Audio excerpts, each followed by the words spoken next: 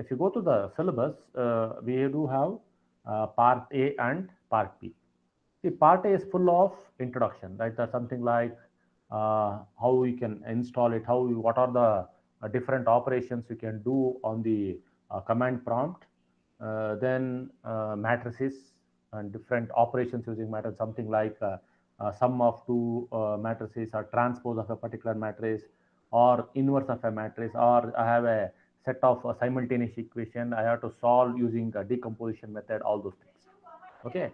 Then we come to the second part. There is something called as functions.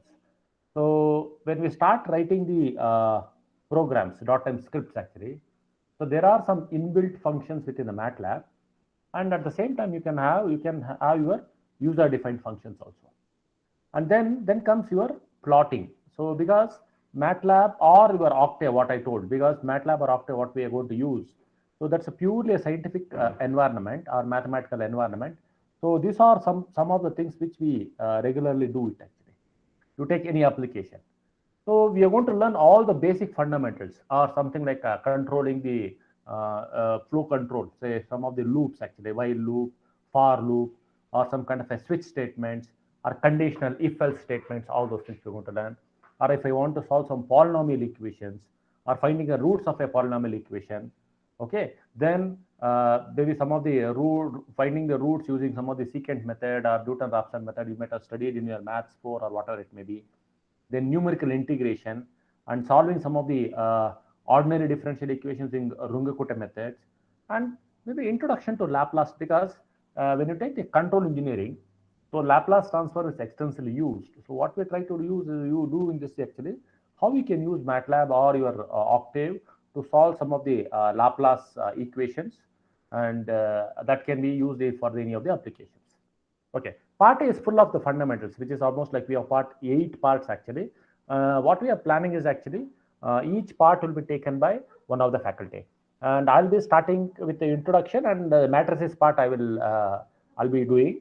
At the same time, part B, we do have applications. See how the applications we have structured in the syllabus is, you have undergone a couple of courses. Maybe at your first year or first sem or second sem, you might have studied the engineering mechanics, strength of materials, kinematics of machines, or your vibrations, or a fluid mechanics course, or your finite element methods. So what we have taken is, we have taken a couple of examples over there, and that we have put it as an application. So I will be teaching the introductory part, matrices part, and maybe I will come for applications, our heat transfer application and fluid mechanics application, especially with respect to thermal engineering, how the MATLAB is used over there. I will come and I will teach you. So this is what we have planned actually. Okay, this were the syllabus. Now maybe we have for part A, we have a very simple book actually, an introduction using to MATLAB with applications by Amos Gillot. Right now it's in 6th edition. I think it's a soft copy is already, I think you might have got it from your CRs. And this book is just sufficient for anyone to begin, even a layman who don't know anything about the MATLAB, you can start going through that, and you can, maybe it may take a couple of months for you to at least master most of the things using the MATLAB. So that is just a book which is just sufficient for you to learn most of the MATLAB commands, how to write the scripts, all those things. And when it comes to applications, we do have a couple of books. So when it comes to fluid mechanics and heat transfer, I'll give you what are the book you people have to refer. Maybe some of the advanced applications which you can take it as some kind of a final year projects, or maybe after you go out of the college also you can use it. So for some of the engineering mechanics and strength of material applications, we have one MATLAB applications book by Dakkupati. Okay, so though that book also is there, which is very good for the engineering mechanics, strength of materials, or the drawing the steady your shear force and bending moment diagrams, all those things. Okay, this is about your syllabus.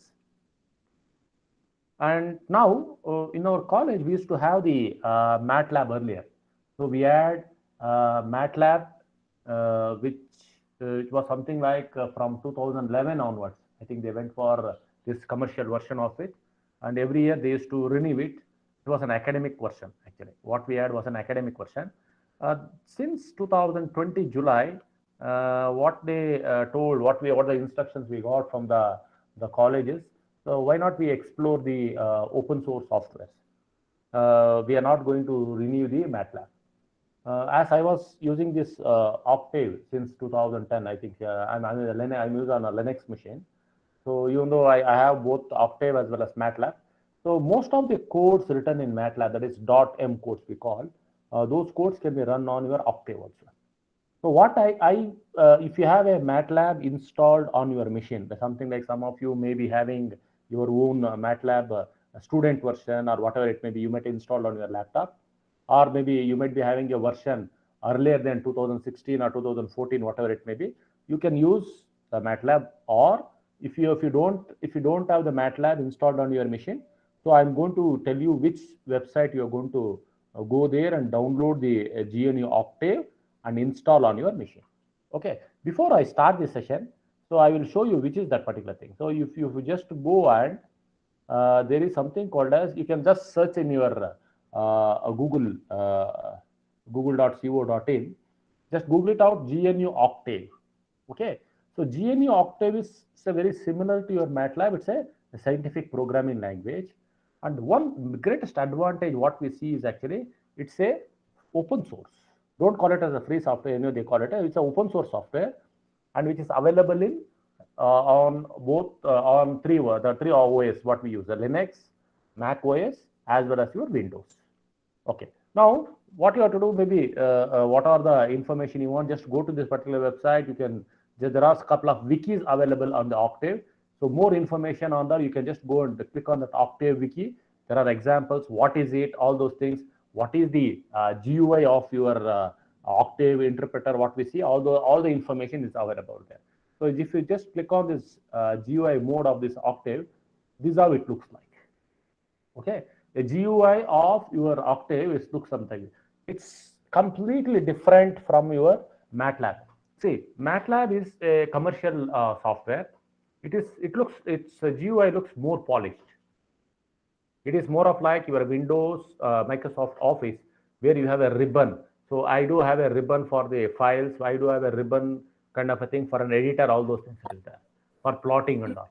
But here, this being an open source software, so little bit it looks like a MATLAB, which was in maybe around 2011-12 version, where we didn't have any ribbon kind of a thing in our MATLAB. So your Octave, maybe in terms of GUI, but in terms of maybe running the code, all those things, so both are compatible. But the graphic user interface of the present 5.2 version, it looks like the older MATLAB, which used to be around 2012 or 2013. Okay. Now, if you look at the GUI of your Octave, so simple, it has everything. It has a pull-down menu. Say I have a file, edit, debug, window, all those things and all. But major things what we see in the MATLAB as well as in your GUI in Octave is actually, we see to the left-hand side, top left-hand side, we see the present working directory. Okay, this is very important. Then there is something called as a workspace. Okay, there is a workspace to the right-hand side. Or if you want, you can close, say I can close the command history and you can pull the workspace to the left-hand right bottom. So what I have done actually in my Linux machine installed in the college, I do have the working directory to the left-hand side top, and below that I have the workspace. So rest all the variable editor and all I have cleaned. So only I have the editor window. Below that I have the command window. That's all, 4 windows I have. Present working directory, a Wind workspace, then I have the editor, then I have the command window or command workspace or command window. So that's all, 4 windows I use to run my code. So whenever I run a code and get some kind of a plot, so usually what we will do is actually, even if it is a MATLAB or your GNU Octave, I am going to have a separate window which pops out when we have tried to plot it. I'll show these examples and all. Okay, a separate window will pop out to show the what we are trying to plot actually. So whether I'm trying to plot a 2D plot or a 3D plot or some kind of a mesh plot, all those things, it will show as a separate window. So whether it's a MATLAB or maybe your Octave GUI, Octave mode also. Now, I want to install you. If you don't have the maybe MATLAB installed on your laptop or a machine, so what you people have to do is actually just go and click on this download. Okay, if you click on the download, it will take you to a source page, download source page, where you can see that, say for example, you have a Linux this thing, you just click on the Octave wiki of the Linux, it will take you through there, and there are different versions are there. Okay, there are different versions. I can just go there and you can install over there. What are the versions, category installations, whether it is a Ubuntu Debian version or it is an Arch or Arch Linux version or open source version. You can just click on the distributions and you will get it. Okay, or if I want to go for a Mac OS, just click on that Max. Actually, it will go GNA Octave to the Mac OS. So right now, for the Mac, if you are using a Mac OS, the stable version is 4.4, but 5.2 is still the beta version with the GUI. Okay, but for the Windows, if you want for the Windows, what you do, just come down in the download page. You can see Windows, we do have the 5.2 Octave 5.2 exe installer, both for 64-bit as well as for the 32-bit. Older machines also, maybe some of the machines you might be having a laptop which still runs on 32-bit. Okay, but MATLAB 2018 onwards, I think they stopped giving the they start supporting the 32-bit versions. So they're just supporting the 64-bit version. Okay, now if you want to install it on a Windows machine, the recommended is just go and download this installer, which is roughly around 297 or around less than 300 MB. And once you install it, maybe around 1 GB of data. But if you have a MATLAB, a basic version will take roughly around 6 GB. 2018 or 17, if you are installing, it takes around 5 to 6 GB, 5 to 6 GB of data.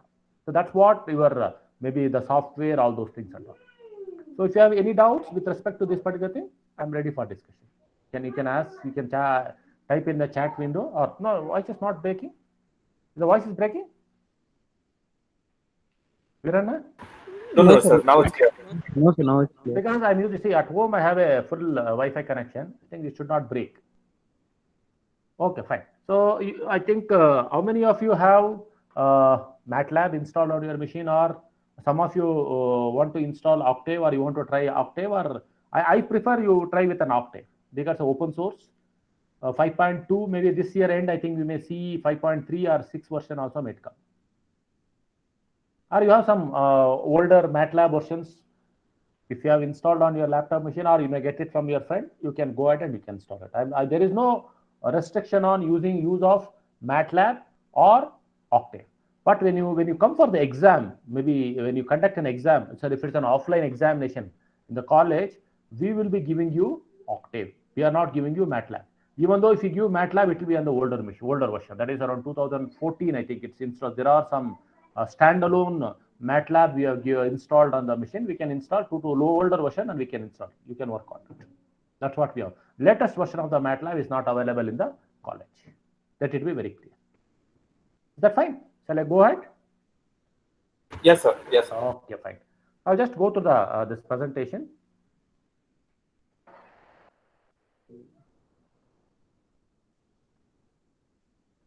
Okay.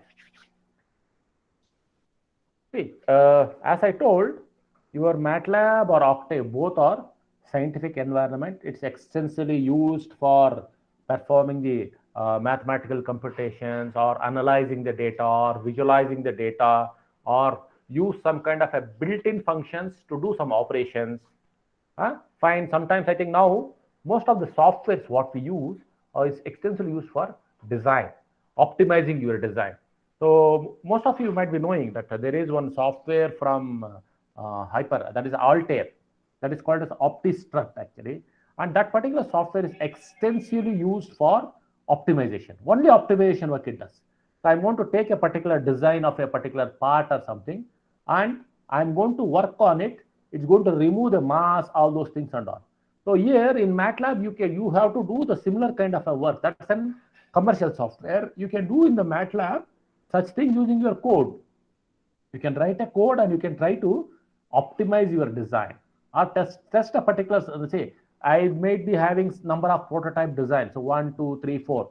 Out of this, you want to choose the best two. So those things can be used. Okay. So MATLAB, I think most of the commercial, it's a commercial software. Most of the industries actually. So I'll show that what are the industries where this particular MATLAB is used. So in industries, MATLAB is extensively used because why means they get good support. MATLAB, I think they have a customer support is really good actually. But when you go for open source, you won't get that. When I'm stuck with a particular problem, I will be able to, if you have purchased that particular software, you can contact the customer and you maybe customer care or maybe some kind of expert will be there. You'll be able to help you. But if you have an Octave, maybe if you have an open source software, it will be very difficult for you to get any customer support. You have to struggle yourself and work on it. But for an academic purpose, I don't feel that you need a commercialized software because what we try in academic is most of the thing is experimentation. We try a trial and error methodology. We do most of the until unless we get some kind of maybe what we call expertise on using that particular code, then we start using it.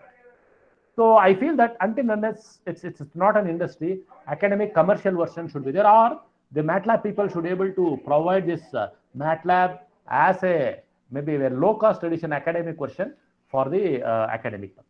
That they have to do. See, what I told is like if I don't have a MATLAB, so better to go with GNU Octave, which I have discussed.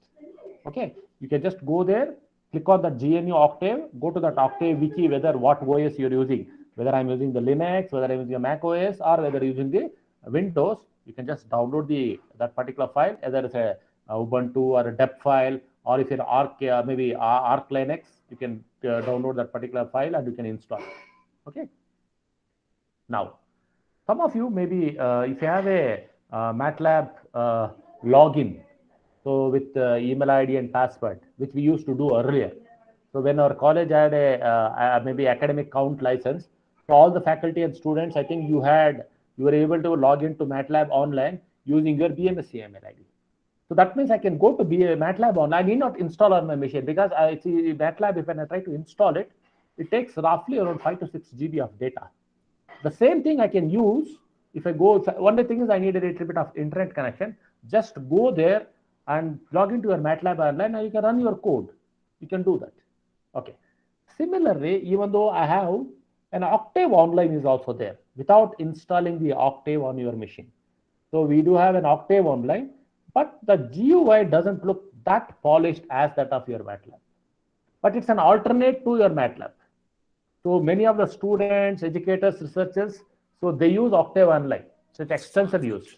Okay, it's extensively used, but still it is not that polished. Maybe that window also I'll try to show you how that particular thing will look like. Okay, just go here and I have that Octave online. Okay, and extensive documentation. So this is how the Octave online is there. Okay.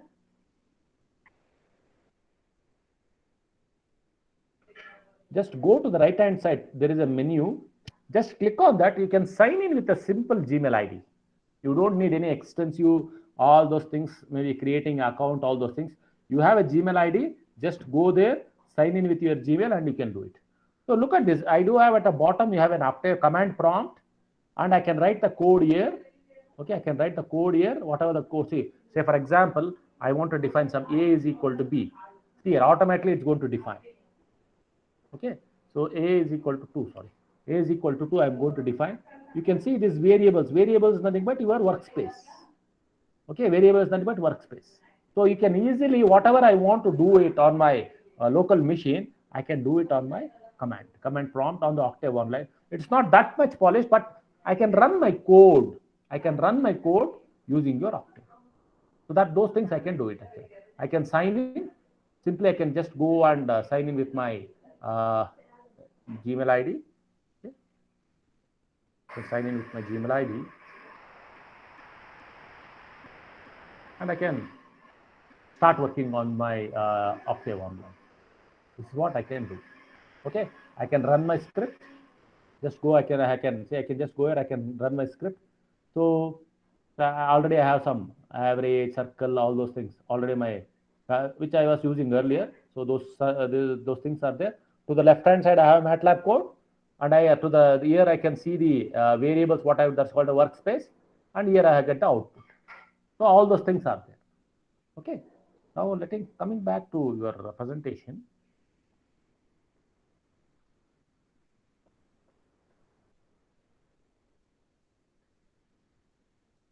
Okay. Then see your MATLAB or Octave. So MATLAB is extensively used in most of the applications. So ranging from your maybe aviation, aerospace industry to your medical, biotech industries, pharmaceutical, or electronics and communication. And nowadays, I think if you look at it now, artificial intelligence or your augmented reality, some of the program, most of the program, Python is really good. Python on the other side, we have the Python. It is doing a lot of thing actually. Even MATLAB is also extensively used actually in your industrial applications, and they use it. Okay. So further, it's also used in for energy sector or your financial sector. So I given some of the applications you can do. All these things are where we have the commercial MATLAB which they are using since couple of years. Okay. Now, if I look into this MATLAB product family, we have three verticals. Okay. One, MATLAB can be used for graphical as a graphical interface. So ranging from plotting simple graphs to creating animations, all those things. On other side, it is completely used for computational work. Whether solving a set of equations, it can be a linear algebra, or I want to do some data interpretation, or I want to go and solve some ordinary differential equation, or maybe numerical integration or interpolation I want to do, or I have a polynomial equation, I need to solve the polynomial equation, I want to find the roots of the polynomial equation. All the things I can do in the computational part. And other than that, actually, say I have some kind of a code written in C or .NET, or I can interface your MATLAB with other kind of a open your high-end higher languages. We have other languages. I can integrate it interfaces. But Octave, I have seen that maybe a couple of C can be easily interfaced in case of an Octave. But MATLAB being a commercial software, I think we have flexibility in taking up other languages easily interfacing. Maybe Octave being an open source, I think it still it has to mature. But for our academic purpose, what I told, running all the .m codes and all, I can use it. Okay. Fine. Now, so as I told, your MATLAB graphical desktop or GUI looks more polished. So what I'm showing you is a 2019 version. So 2019 B or C, whatever it may be. So that is the desktop what I had a GUI. You can see that there is three ribbons, just like what we see in your Microsoft Word. Now they all work with ribbons actually. There is a home ribbon, there is a plot ribbon, and there is an apps ribbon. Okay. Then you have four windows actually. Four windows or three windows when you start, and when you click on the editor, it becomes four windows where your command prompt will go to the bottom. So I do have the current working folder to the left hand side, and there is a workspace, and I do have the command prompt. Okay, these are the three things which when I start or when I click on the MATLAB icon on my desktop, okay, this is what you're going to see. So the moment if I open any of the MATLAB program, I am going to see one more window, that is your editor, which may come just above your command prompt, pushing your command prompt down. So that I'll be having four windows at any given point. So any plot and all, if I'm going to get, that will pop up as a separate window. Okay. Now if you look at it, to the left top, left corner, you can see there is something called as a new script. So when I click on that new script, your editor window will open. So in the editor window, I can type in all the syntax of my MATLAB. Okay. In the editor window, so you will have the icon, it's a ribbon with a run command. Or you can run from your command window also. Just type the program, whatever the MATLAB.m extension file you have written. So that file you can just run it. You will get the output. Okay. Now, so whatever I told is there. Okay. Now there are some simple commands which we have to learn when we go to your Octave. See, when we try to use this MATLAB, we are going to define the variables. What is a variable? A variable is nothing but some kind of say I'm going to assign a character to that particular variable. Say A is equal to 25 or B is equal to 100. So A and B are called as variables, and 100 and 25 they are called as some kind of a maybe integer or a float. They are called as characters. So the character can be a number, or sometimes A is equal to within the inverted commas, single inverted commas. I can give my name. Say for example, month is equal to November. That means that within inverted commas, if you put that becomes a string. So that's a character. I am assigning it to a particular thing that is called as a variable. Okay. So when you try to execute this clear command, so when I execute a simple clear command, whatever the variables you are defined and it is stored in the memory of that particular program at that particular instance, they all gets removed from the memory, local memory. So because why this particular thing sometimes we need is actually when you are running the large codes and all, most of the variables are defined, they are stored. There may be hundreds of variables or thousands of variables will be there. So that may slow down your program. Okay, so to do this, actually, we simply clear. Or I want to clear a particular variable. Say I have defined x, y, and z as a variables. So I want to clear only x. So what I will do, just go clear space x. Okay. Sometimes we have functions also. What is functions? Functions are it can be user-defined functions or it can be inbuilt functions also. Those also will be stored in your workspace. If I just simply type in the command window clear all, so all your variables and the functions will just simply get erased or removed from your memory, not from that particular program. It will only removed from your memory, so that your RAM usage will come down. That's it. And there is one more command, CLC. What is CLC? CLC means it is going to clear your command window. Say I have a set of commands written. So the moment if I put CLC, it's going to clear the command window. That means I'm going to get a complete white space or whatever it may be, and I will be able to see what is my output. Or you want to see what are the variables I have defined, or what are the variables I have defined with some kind of information. Maybe what is the size, what type of it is, all those things and all. Just you can put the type WHO or WHOS. Okay. Now, I was telling you something about the variables. See, the variables are case sensitive. What is it? Say if I define capital A is equal to, okay, yeah, look at this particular, whatever I'm trying to tell now, so I'm going to define here. Okay, if I try to define a variable by name capital A, and I want to define one more variable with a smaller letter A. So capital A and small a, so I can define capital A is equal to 25, small a is equal to 100. Both are different variables. Both are different variables. Or I can use capital A, small a, one variable, or capital A as one more variable, or small a, capital A as one variable, small a as one variable.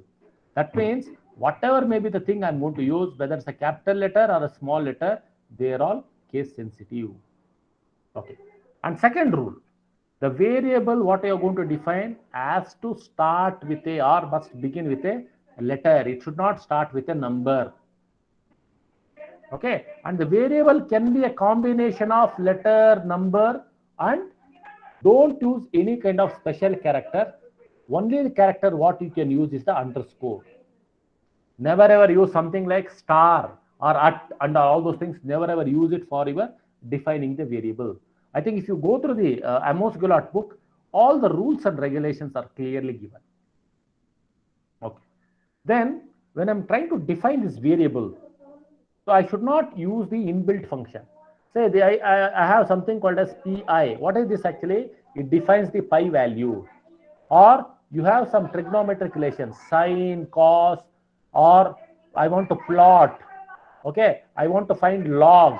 I want to find the length of a particular variable, all those things and all. If I want to use it, those are the inbuilt variables or inbuilt functions. So never ever use the inbuilt functions. Okay, as a good programming practice, try to reflect or your whatever you are going to write. Say for example, I am trying to write the code on some Bernoulli's equation. Okay, then in that case, your variable should be related to the things you are trying to solve. Say discharge, or the head of the particular fluid, or height of the fluid. So your variable should be referring to that particular. That is the best way of programming, rather than calling something else. Say something like satellite communication. That is nowhere related to your Bernoulli's equation. Okay, your variables should be related to what you are looking for. Okay, or sometimes, or let it be more generic kind of a thing, to what problem you are trying to write your thing, write your code. And also, see, most of the machines what we nowadays we get it actually, they're all 64-bit machines. That means I can go up to the variable name, maximum length of the variable name, we can go up to 63 characters. It's very difficult. Even I have not seen many people going to 63 characters. Okay, so you are roughly, you may go up to 4, 5, 6, or 7, 8 characters. That's it. Though. So the maximum length of the character I can define in the MATLAB is around 63 characters. Okay. Now, so when I try to define, when I told that I'm going to define a variable. So x is equal to 10.57, and I'm going to define a semicolon. So let me go to the command prompt and show you. Okay, I'm going to go to this particular thing. Let me show you. X is equal to 10.57. Okay, now look at this. So this particular thing, I have defined x is equal to 10.57. So the moment if I see x is equal to same 10.57 semicolon, if I do, I won't see the output. See, what is it actually? You can see when I gave this 10.57 without semicolon, I got an output. See, I'm trying to show that that's an output in the command window. That's an output in the command window.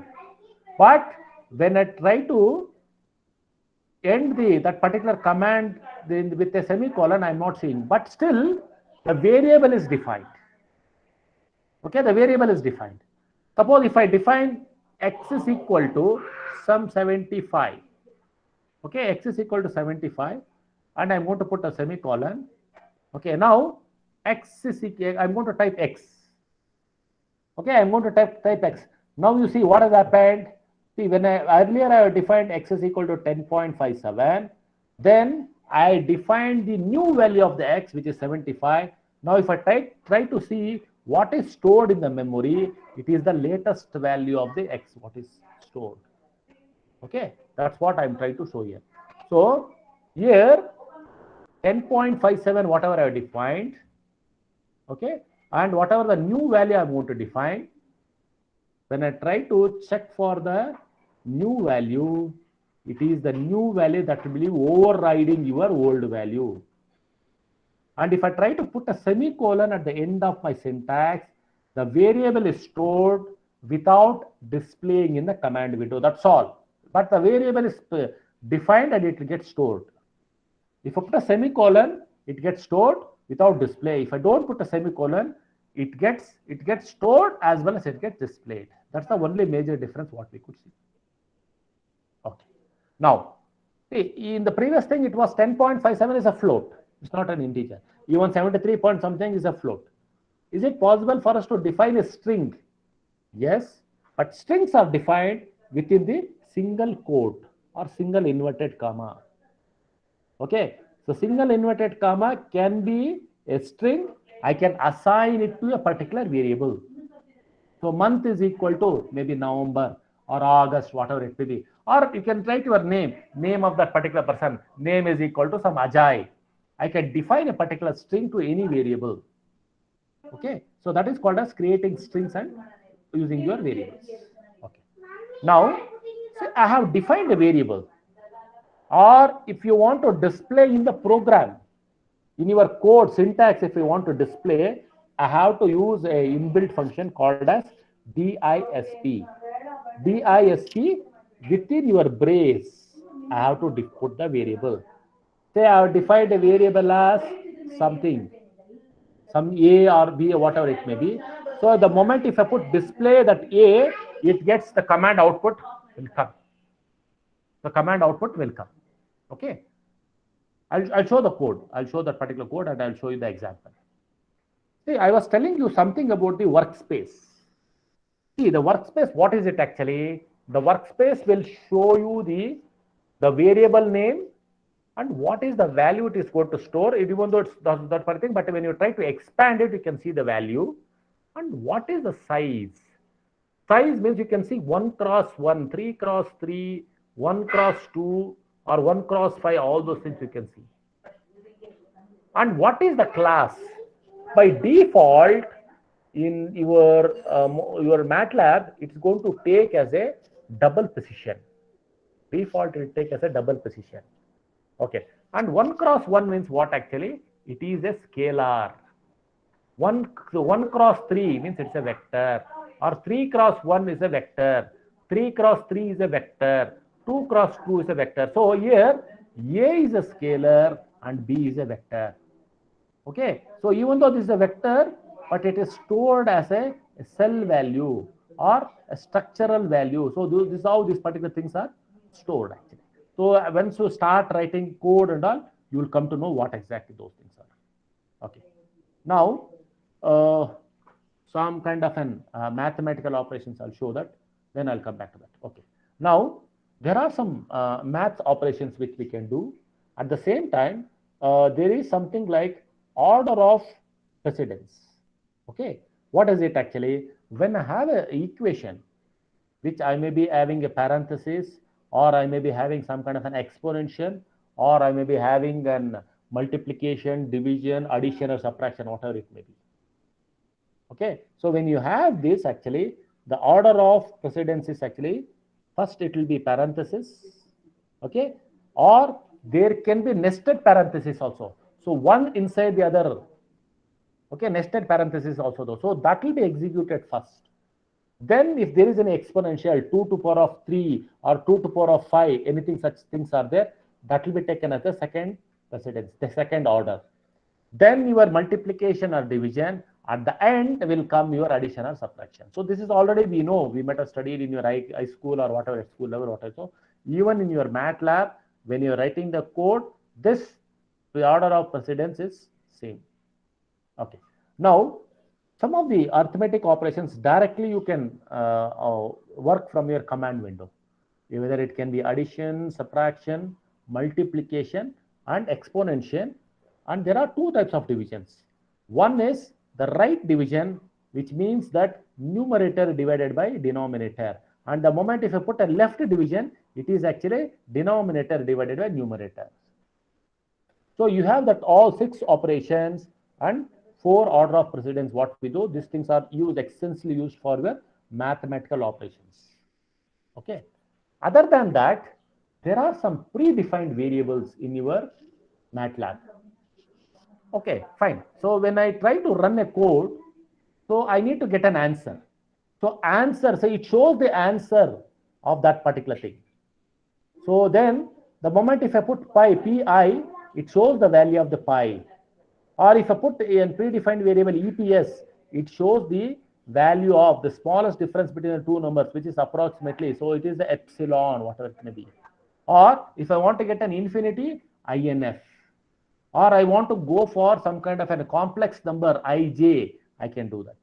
So all those things are predefined variables, which few are used extensively, few are used very rarely. So if you look into the Amos Gilot book or any kind of an MATLAB, maybe the variables, what are the predefined variables or existing variables, you will get the list of it actually. All the list you are going to get.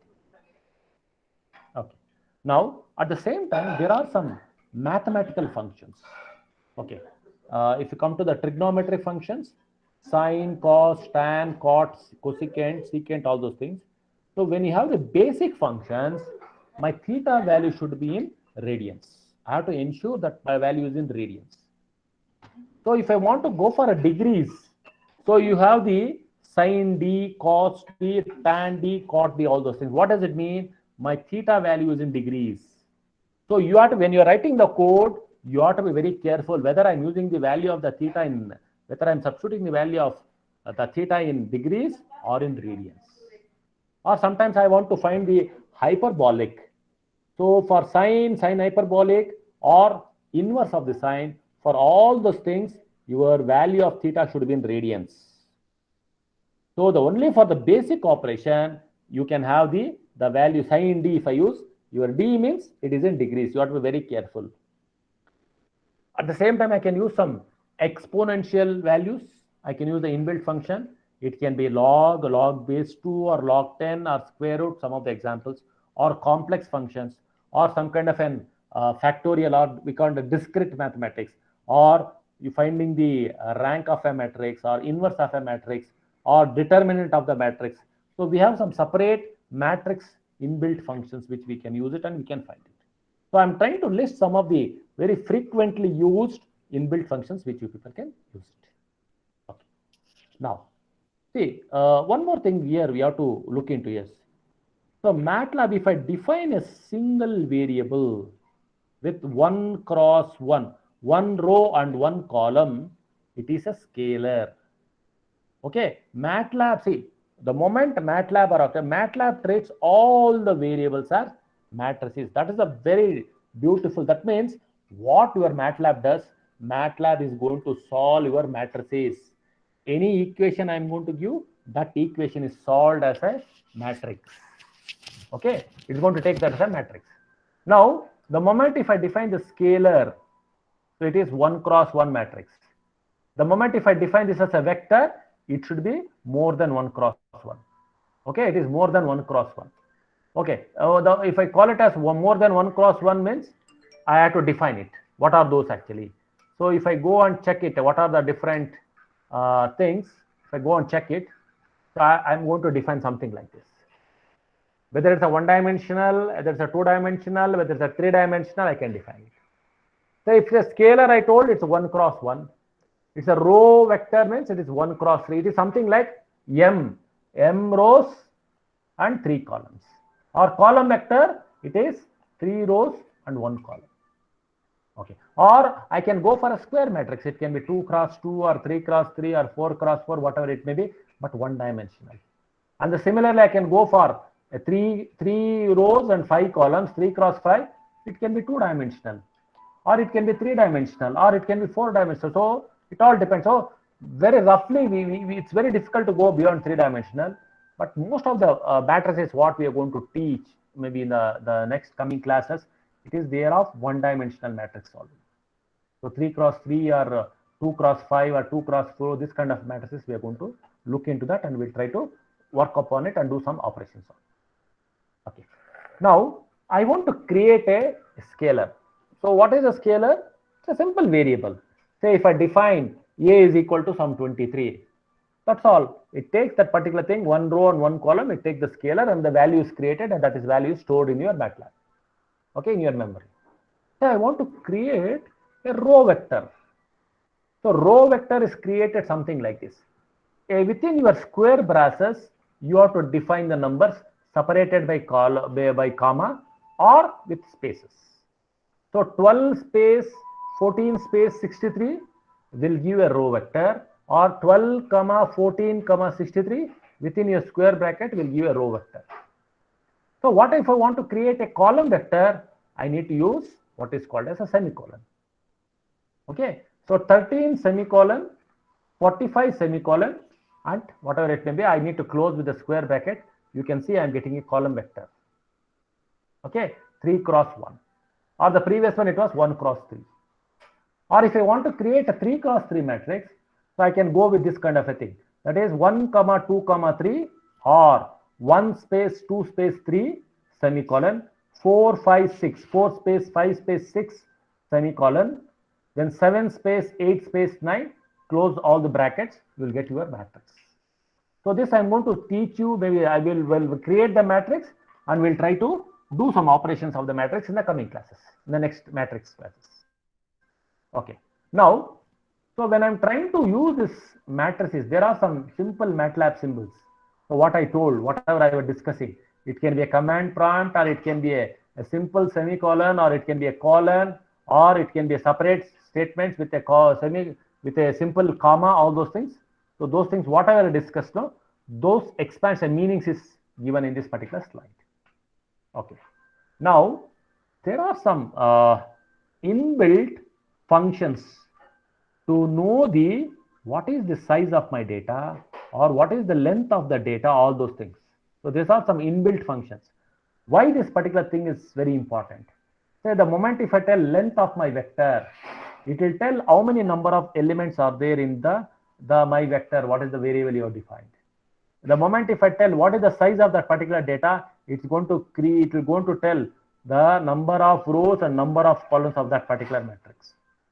So anything such things I want, actually we are going to use your inbuilt function and try to get the information.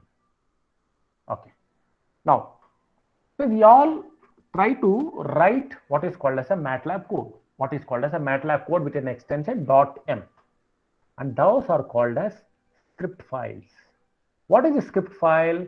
A script file is something, but it's a set of executable MATLAB commands saved together in a file, one after the other sequentially. It should be in order. See, I want to execute something like 20 commands or 14 commands, whatever it may be. So those things should be written one. So first I have to define the variable a is equal to 2, b is equal to 2, then sum is equal to a plus b, then your subtraction is equal to a minus b, like this. So one after the other I have to define it. Say first you define sum is equal to a minus b without defining the a and b, it will give an error. So why this particular scripts are required?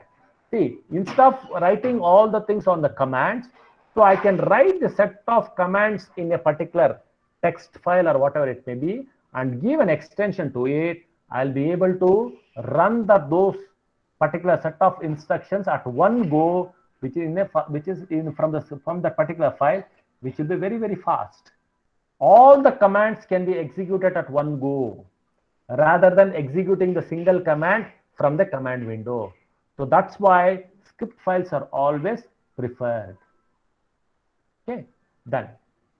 Whatever I discussed now, those things are here. Okay. Now, how to create the script file? Maybe if you have a MATLAB or if you have the maybe your Octave also, you just go and click on that new script. An editor window will come. An editor pop-up window will come, which is with a blank space. Okay. Just you have to go there and you have to start typing your scripts. Type a set of executable commands in the editor window.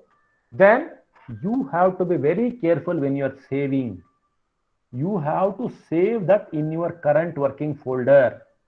If you don't do that, your program or your .m file or your script file will not run. So you ensure that the current working directory of the MATLAB is at the same place when you are trying to save the file. You can run the that particular script file from the editor window or from the command prompt. So both the way it's possible, and be careful when you are saving it, save that script file as with an extension .m. With an extension .m. Okay, fine.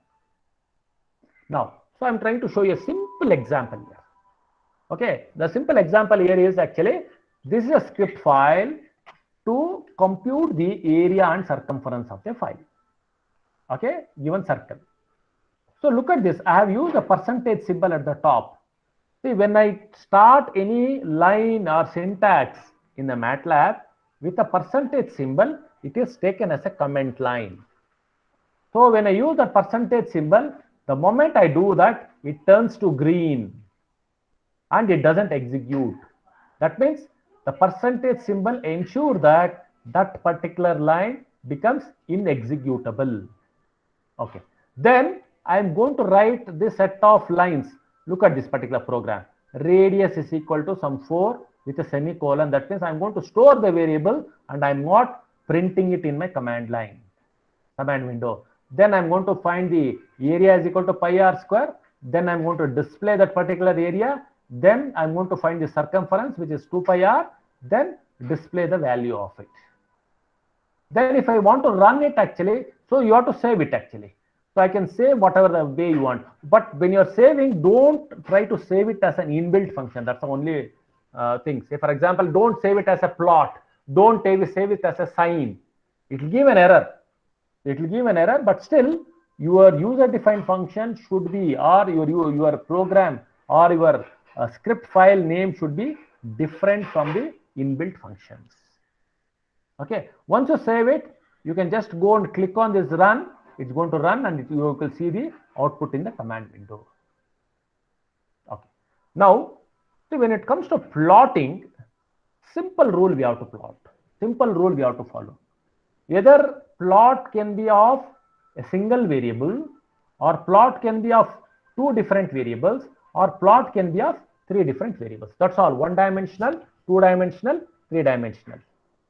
Okay, plotting two dimensional means there will be one independent variable and there will be one dependent variable. So in the three dimensional, there will be one independent variable, or there can be two dependent variables or one independent variable. Or in case of a one particular single one dimensional plot, there will be one variable you are trying to plot it. But when you are plotting, there are certain things which you have to be careful. See, you have an x-axis, you have an y-axis, or you might be having a z-axis. So you should be able to label it. What is there in x-axis? Most of us, when you are trying to plot, you try to forget this actually. You try to plot something on x-axis, something on y-axis, and you're going to get a beautiful plot without showing what is there on the x-axis and what is there on the y-axis. At the same time, you should show what are those variables you are defining, and that has to be clearly defined in the legend. And what is the nature of the plot, or what is that plot? Why did you plot it? What that plot tells actually, that is called as a title. So when you're trying to plot it, your labeling, your legend, and your title, these four things should be important. Okay, that is called as annotating or something, whatever you want. Okay, now I'm trying to show you a simple example, plotting example. Anyhow, plotting, we have a separate class will be taken, but this simple thumb rules you have to follow. You can see this here. I have an X label here at the bottom. Okay, I have an X label at the bottom.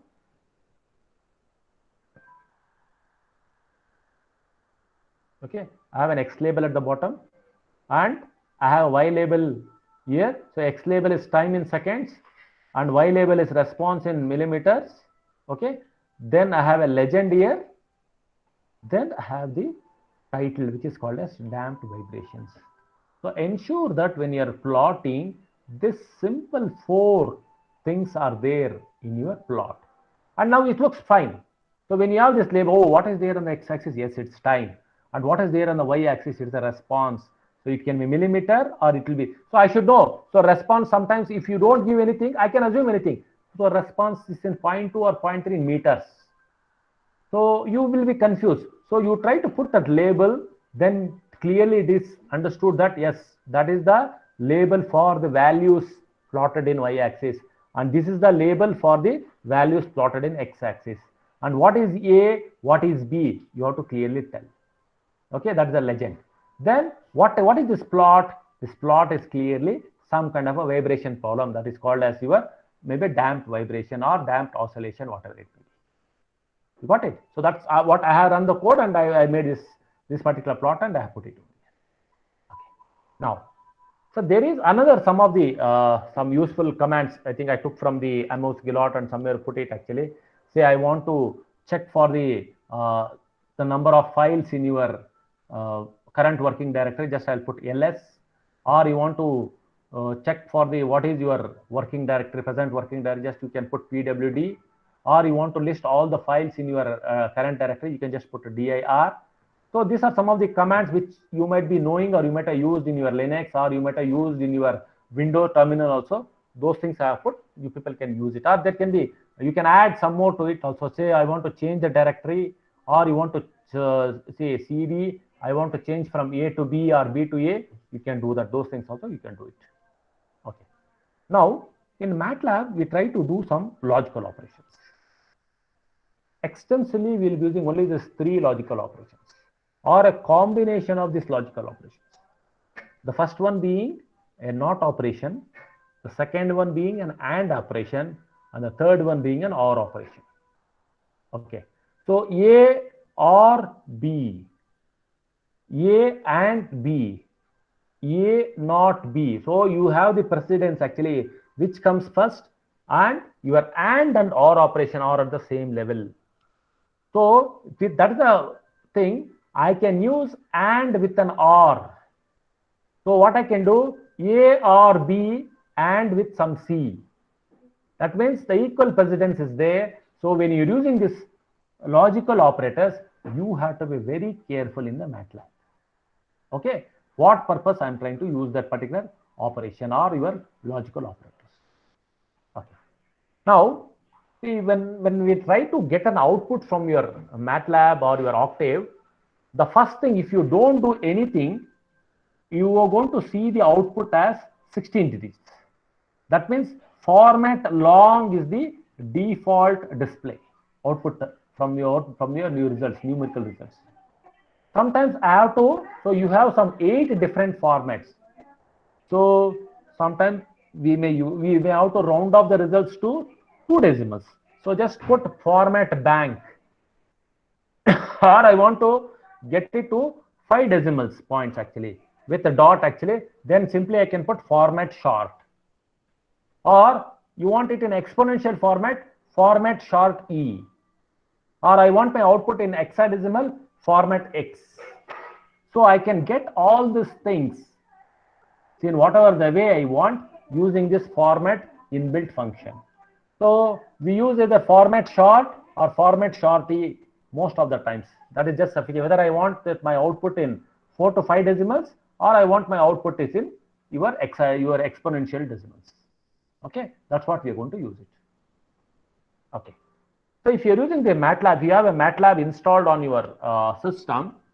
So try to use this help commands or press F1 or even in Octave. What you do, go to this Octave wiki. You have an Octave wiki. There you can see a lot of information available. If you have a MATLAB installed on your machine, so once you do this, there is something called as get started. So just click on that, it will take you to the help page and you can lot of things, whatever you want actually, you can learn. So by going through the syntax or explanation of a particular function or particular variable, lot many things. It takes good amount of time for you to read that and try to apply in your MATLAB folder. So try to use your MATLAB or Octave help whenever you have difficulty. Okay, and coming to the books, as I told, Amos Gilot, that's there, and you have other, maybe we have one Rudra Pratap, an IAC professor. He has written it, but still it looks it's a very small, around 40-50 page book. But still, I feel Amos Gilot, nobody can beat this Amos Gilot as of now. And if you are looking at the Stormy Hathaway, that's also some kind of a problem solving, a practical way of writing. So they are written some complex codes and all. So first, if you are a beginner or a learner, I feel Amos Gilot should be enough. And if you want to work on a lot many things, you want to learn more on the MATLAB, so some 3-4 books I have given. So this book should be sufficient for you. And this PDF I'm going to share with your class CS, and they will be sharing with you all. You can just go through that. These books are just sufficient. And I think I forgot to add out that there is one more book called as Dakkupatti. It's a MATLAB by Dakkupatti. So if anyone is interested, maybe I have a PDF copy in my college. You can just come and take it, or you can just search it online. Okay, fine. So if someone want to know the history of MATLAB, all those things, so I've written, compiled it with a couple of things. You can just go through it. So that's about your introduction to MATLAB today's session. So if there are any questions, I'm ready to take.